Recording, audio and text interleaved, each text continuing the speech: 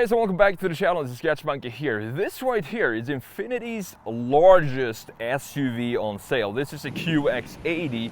This is a beast of an SUV. It's a body-on-frame construction. It's been around for a while because it's based on the 2016 Nissan Armada, and it definitely feels old when you're driving it. It feels like a truck. However, the exterior styling has received some updates over the years, and I still think it still looks pretty fresh. So what we're going to do in this video is have a look at this front end design with this Infiniti styling, the side view, the rear, the interior, which is a 3-row in this case, and then we're going to take this for a drive. Let's talk about some of the basic spec of the 2023 Infiniti QX80 Sensory all-wheel drive. You have a 5.6-liter naturally aspirated V8, putting out 400 horsepower and 413 pound-feet of torque, connected to a 7-speed automatic transmission. 0 to 60 is done in 5.7 seconds. Fuel economy, hold on to your horses here, it's 13 city, 19 highway, and the price for this is $90,000. Now, Infiniti being Nissan's sort of luxury brand, we do have a bit of a more luxurious styling in the front end of the Infiniti QX80. We have, for example, these chrome pieces right here and in the bottom, and then further down we do have this very big lower section. It is completely open and also houses the parking sensors and the radar right there in the middle. This grille design is very typical or unique for Infiniti, having it go further out in the bottom and then going straight in or narrower as it meets the hood up top. I think it's a beautiful design. This grille pattern that we have in the middle, Infiniti designers said it was inspired by the ocean and the ocean waves, and it kind of looks like it when you look at it. It looks like, if you zoom out and blur your vision a little bit, it almost looks like a gray sea in the middle of the front face. Couple of more details in the front and the graphics. We do have these beautiful lines in the hood, and you can see how it connects to this specific grille here, going all the way up to the A-pillar, looking beautiful. I also do like the headlights that we have here because we have some dynamic feeling in them, something that is lacking in a lot of bigger SUVs like we have right here, because it's thicker here on the side, then goes into a lot thinner in the middle, and then we have this beautiful top part as well. This clearly has a more organic approach to the, if you compare it to the Nissan Armada, for example. Further down, we do have some LED lights here for the fog lights. However, these side intakes, it's all plastic, it's not open. Now, looking at the Infiniti QX80 from a straight front view, I do think it has some clear identity to it, and there's no mistaking this for anything else than an Infiniti, specifically with this grille design that we have here. It has this imposing look to it, but at the same time I also think it looks a lot more elegant than the Nissan Armada, for example. It's just a beautiful design that's held up over the years. However, it is time for a refresh of this design, specifically when we talk about the interior and the way this car drives, which we're gonna do in just a minute. Coming around to the side view of the Infiniti QX80, and this is where it becomes pretty clear that this is based on the Nissan Armada, specifically in this section, which essentially looks exactly the same as the Nissan. However, we do have a lot more chrome. I can see myself. I can use this mirror as a mirror for myself if I wanted to. There's so much chrome on that piece. You also have more chrome pieces in this graphic feature. Looking at the wheel and tire setup, we do have some very elegant, luxurious looking wheels. They're not entirely black, even though it might look like it on the camera. They're actually this charcoal color, which I really like. I'm not a huge fan of the wheel design if I have to look at this wheel separately from the car, but having it mounted on the QX80, I think it suits the overall classy, elegant feel of this car. And the size of this tire is 275 millimeter wide with a 22-inch wheel all around. It might not look like this is 22 inches because the car is so big, but these are in fact 22s, and you still have a lot of rubber on here with 50 sidewall. The QX80 is a clear example of when you're designing the big brother, you know what you need to do by now, I hope, because I've said it so many times here on the channel, and that is, you need to be a little bit more restrained in your styling. And that's exactly what's going on here. If you compare this to the smaller Infinitis, which has waves and surfaces, bends, curvatures all over the body, this is very strict. We have one single line here, shoulder line, cutting through the entire car into the front bumper, onto the side mirror, and all the way back, wrapping around to the rear end. And we also have the roofline. Have a look at this roofline and just how static this piece is.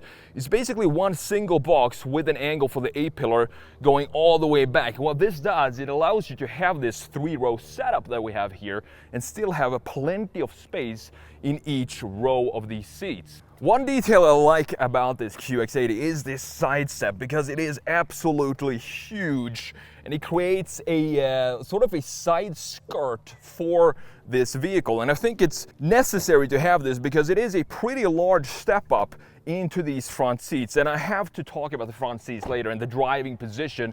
It's one of the weirdest driving positions I've ever experienced in a brand new car, but more on that later. And you can see that we do have the chromed door handles here, and also, as I said, the chrome mirror and the chrome going around here with some dynamic feeling, because you can see it as it goes thicker to create a end point for it right here, and then goes back into thin at the lower section. All right, coming around to the rear end and the 3/4 rear view of the QX80, and I think this design right here is maybe where it starts to look a little dated to me compared to the side also looks dated because of this upswing that we have in the 2016 Armada. But here you see this curvature here, very interesting styling for this section and the glass panel on the back. And this being sort of a $90,000 car, why not just hide the wiper underneath the spoiler up here? Because have a look at this, it's a huge spoiler. You have all the space in the world to just hide the wiper, make it more clean in the back end. Further down, we do have this big chrome trim piece going right and cutting in, just hammering in into the taillights with the Infiniti stamped out in it right here in the middle. Moving further down on the graphics here, you do have this very dynamic looking taillights, thick on the side going into thin in the bottom, and you have this LED up top as well. Does it remind you of something? To me, it definitely reminds me of the front headlights. So we do have similar styling in the rear end of the taillights like we have in the front end. Beautifully done by Infiniti. I love the design of these taillights. I think they're a good feature on this car. Have a look at the massive, absolutely huge bumper sticking out here. I call this car the beluga whale because it actually looks almost identical. If you put this in the ocean, it could be mistaken for exactly that, a beluga whale, with a big forehead in the front end, and then you have this big bumper in the rear with the chrome piece up top here to protect whatever you're gonna throw in the back. So let's open this up and let's see the luggage space back here. So it opens pretty slowly, just like that. And you do have a decent amount of space when the third seats are folded up, but you can fold them down using these buttons right here. Also takes a pretty long time to do that. And of course, when you do that, you get a lot more luggage space back here. What I would prefer is just have a flap and just fold them down manually, because this takes forever to fold these down. You also have a 12-volt socket right here if you want to plug some stuff in, a cooler or something like that, and a compressor or whatever you want on your camping trip. What I like about this storage space is that it's almost vertical straight up, so that gives you a lot more space in the top part of this area. And of course, this being a $90,000 car, it does have the power closing tailgate. Look at that, beautiful and elegant, graceful. And there we go. Now, looking at a straight rear view of the QX80, I do think it has this presence to it. It looks like a body-on-frame construction. But the thing here, these taillights, they look so big that you would think that you could house the indicator lights in here, but you can't. They didn't do that. This is actually the reverse light that they have up here. And you do need to have some brake lights on the fixed panels of the car. What they did is they implemented the indicators down here, the lowest part in the rear end. That's where you're gonna find your indicators. You don't have any visible exhaust, but maybe you can spot the exhaust sticking out right here, because this is a big 5.6 liter V8. And I think what I would do to this, I know it's an Infiniti, I know it's supposed to be elegant luxury and so on, but I would probably put an aftermarket exhaust on this just to have it have some little more grunt to it when you're stepping on it. Welcome to the pretty vintage interior of the, this is the 2023 model Infiniti QX80. Now, Infiniti has been around since 1989. This looks like it was designed right around that time, but they added some modern technology in here. So let's fire this up, turn off the hazards, which are located right here in the middle. So let's have a look at this design. And this is why I really think this car needs to be replaced pretty soon, because it looks dated in here. But we do have a 12.3-inch infotainment screen up top.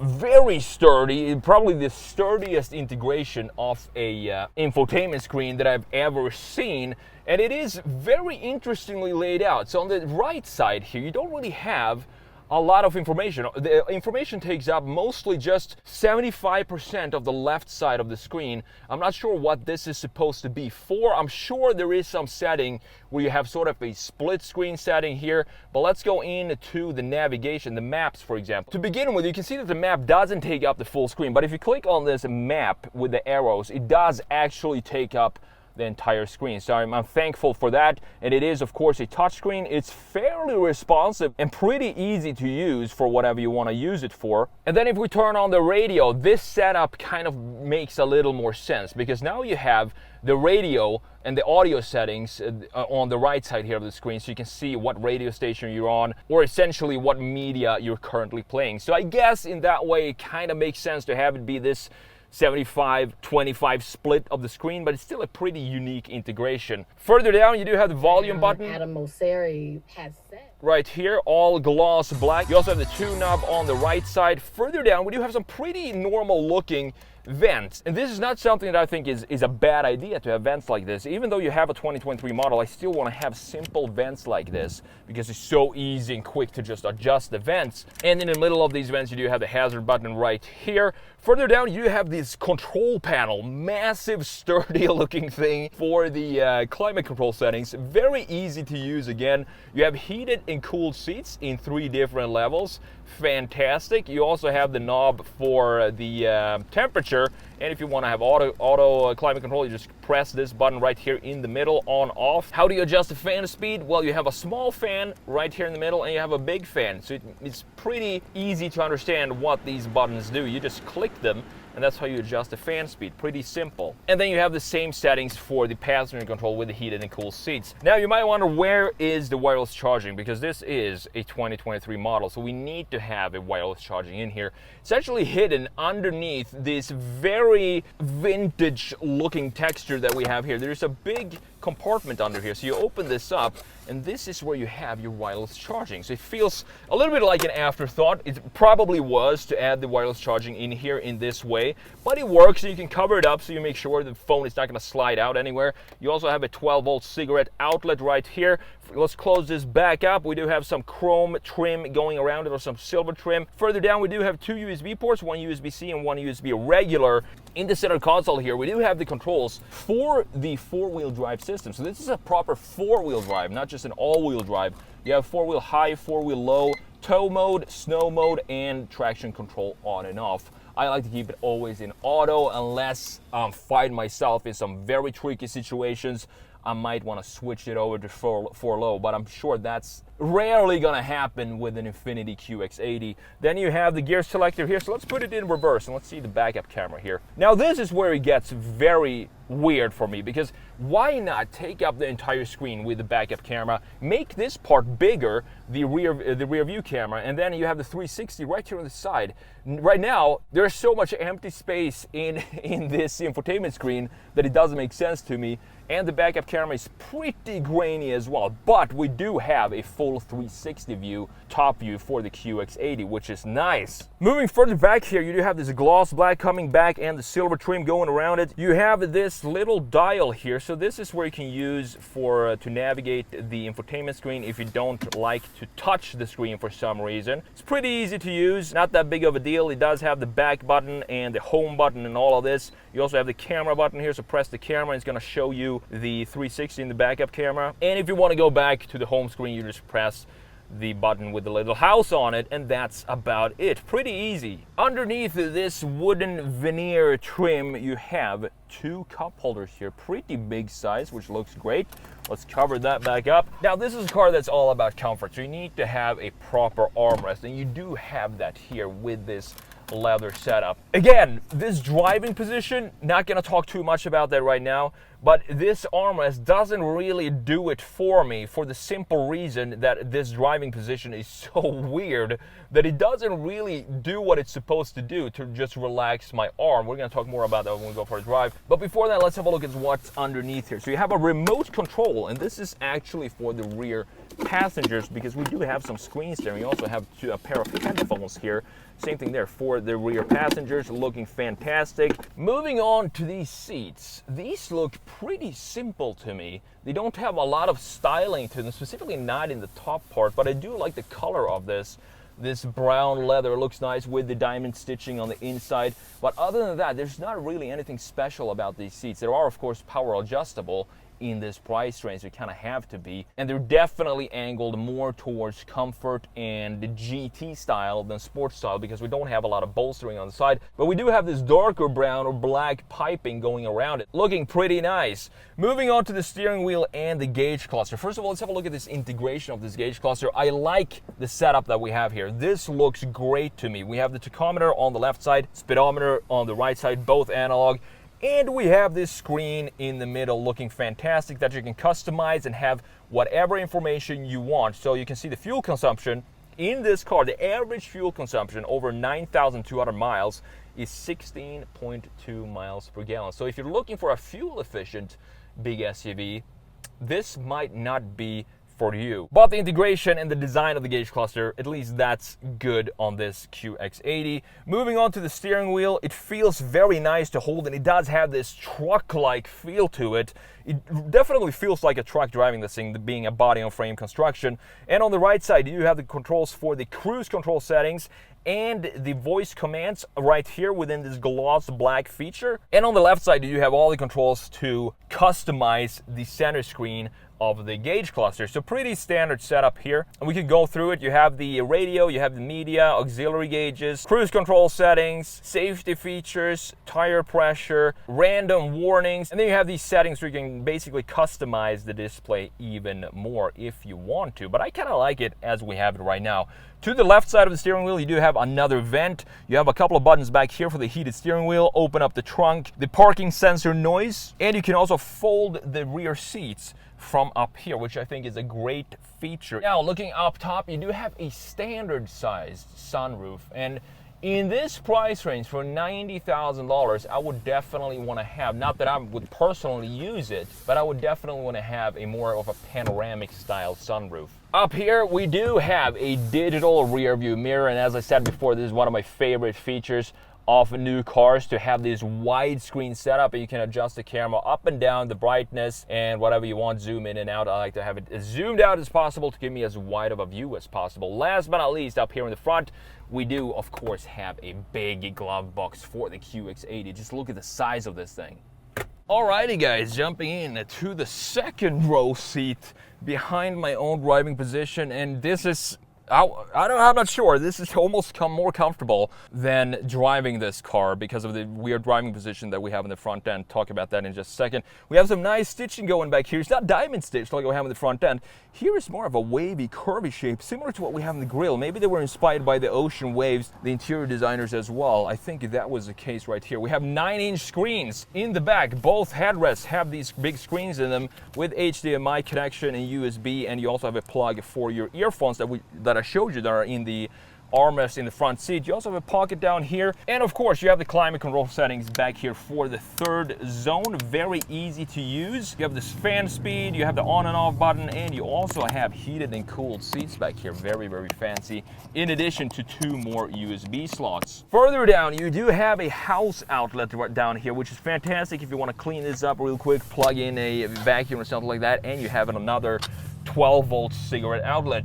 If we fold this center armrest down, you're gonna see that we do have cup holders hiding here in the front end. Super nice for when you get thirsty back here. Now, if you wanna get into the third row, all you gotta do is pull this lever right here. Boom, look at that. It's all gone. And then all you gotta do is just jump in here. Let's check out the space back here. If I can actually sit at 6'1" back here, and I can sit here. It's actually not that uncomfortable, but I'm gonna have to have my legs all the way up because the floor sits so much higher back here than it does in the front and the second row. But honestly, I don't think I would mind spending a couple of hours back here if necessary. It wouldn't be too much of a big deal.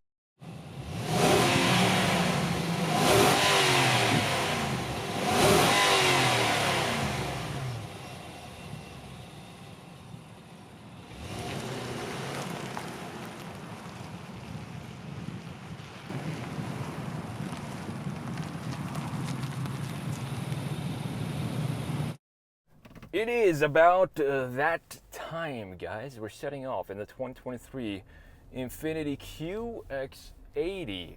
And this is an old dinosaur. Under the hood, we do have a 5.6 liter naturally aspirated V8. We don't see that anymore these days. 400 horsepower. It says 0 to 60 in about 5.7 seconds, and it's connected to a 7-speed automatic.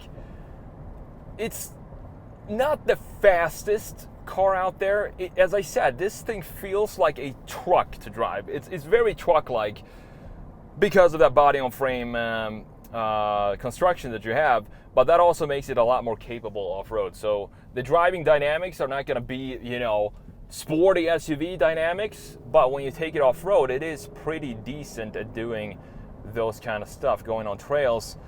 The thing, though, that is so weird about this QX80 is the driving position. I feel like I'm sitting on top of the roof of this car driving it now. Like, my head is up here. I can even almost see the headlights up front. Even though they're sitting behind the hood, I sit so far up that I can almost see the headlights. And I've never experienced a driving position like this. And yes, I've tried to lower the seat. This is as low as the seat goes. I showed you just how thick the base of the seat is. It sits like on a platform this high. So personally, not a huge fan of this driving position. I like to sit down way lower than this and feel like I'm being hugged by the car itself. And this doesn't really give me that feeling. But it's okay. Some people prefer this. Some people won't even notice. They're like, I'm driving this big SUV. I sit high up. I feel safe. I think that's why most people buy crossover SUVs over station wagons. They want to sit higher up and have that perception of safety. And if that's you, then this QX80 might be for you. But you got to keep in mind the fuel consumption here. 13 city, 17 highway. So it's not the most fuel efficient car out there. But it is, as I said, an old dinosaur, this thing. And it's definitely due for a replacement. Just look at this interior and the styling that we have going on there. This looks like a interior of a 60s or 70s house with this wood veneer that we have. I'm not sure if this is real wood or not. Could be, but it feels a little slippery to me. Let's not talk about more wood in this video. The interior feels like you took an old interior and they added a bunch of new technology in here. And that's essentially what they did. The Armada came out in 2016, and even in 2016, when the Armada first came out, it was already a pretty dated car, specifically when it comes to the interior design of that thing. So I'm looking forward to see what the next QX80 is going to be like. And we're going to take it out on the highway now because it is very, very comfortable, even with the big, elegant 22-inch wheels that we have on this QX80. Highways is probably where you want to spend the most time in this QX80, and it doesn't really downshift very well either. So if you want to overtake, keep in mind that it might not do the kick down of the gears. It might stay in the same gear and just try to pull up the revs in the gear that you're in before you're trying to overtake. I'm sitting at about 70 miles per hour right now. Super comfortable, very quiet. These seats, I feel like I should have some wind in my hair because of the seating position here. I'm sitting so high up, but other than that, very comfortable car. And I was gonna mention the armrest. It doesn't really do its function because when I just drive like this, it's too low. The seat is too high for me to rest my arm comfortably on the armrest because either the seat is too high and the armrest is too low, because it doesn't really reach up to my elbow, which is very strange. So I have to actively lean over to the right side if I really want to take advantage of this armrest. Another quirky feature of this interior.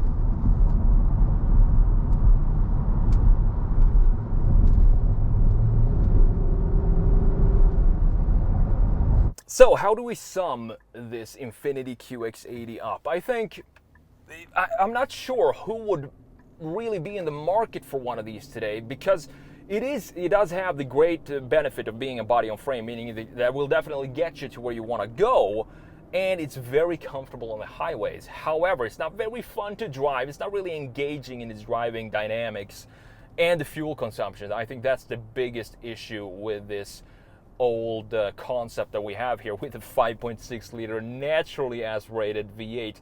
Since it doesn't have any help from a hybrid system or a supercharger, a turbo or something like that, the fuel economy is not going to be great. We're sitting at 15.9 average now over 9,300 miles. So if you're looking for a solid truck that you want to be able to take off-road, this might be for you if you don't worry too much about the fuel economy. And I do like this exterior styling of this. I do think this has this more organic look compared to the Nissan Armada. Thank you so much for watching, and I will see you in the next video.